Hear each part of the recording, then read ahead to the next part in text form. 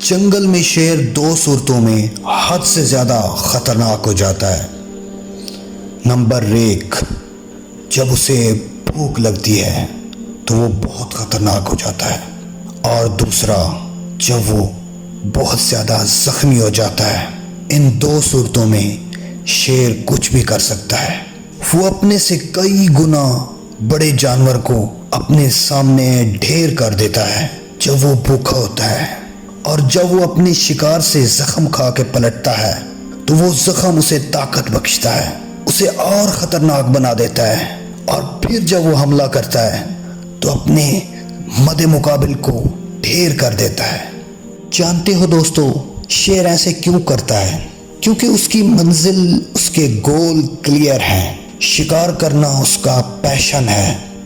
جب بھی اسے بھوک لگتی ہے وہ اپنے پیشن کو فالو کرتا ہے، اور دوسرا جب بھی اسے زخم لگتا ہے اسے طاقت بخشتا ہے، اسے مزہ آتا ہے ایسا کرنے میں۔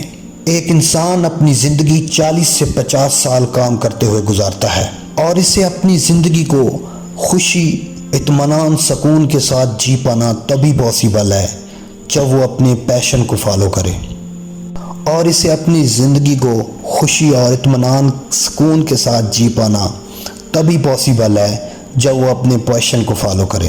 وہ کام کر رہا ہو جسے کرنے میں اسے مزہ آتا ہو، جو اسے پسند ہو۔ لوگ کام دو وجہوں سے کرتے ہیں۔ نمبر 1، کام کرنے کے بعد جو انہیں رزلٹ ملے انہیں وہ پسند ہو، اور دوسرا انہیں وہ کام پسند ہو۔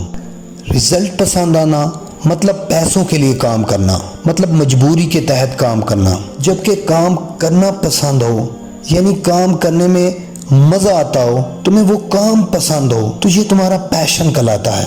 دوستو، پیشن کامیابی کے راستے کا سب سے ضروری حصہ ہے، کیونکہ جب تم اپنا پیشن فالو کرو گے، وہ کرو گے جو تمہیں پسند ہے، تو تم اگر اس کام میں 100 بار بھی فیل ہو جاؤ تو 101 بار اس کام کو پھر سے کرنے کی ہمت تم میں ہوگی۔ پھر اس کام سے لگنے والا ہر زخم آپ کی طاقت بن جائے گا، کیونکہ وہ کام کرنا تمہیں پسند ہے۔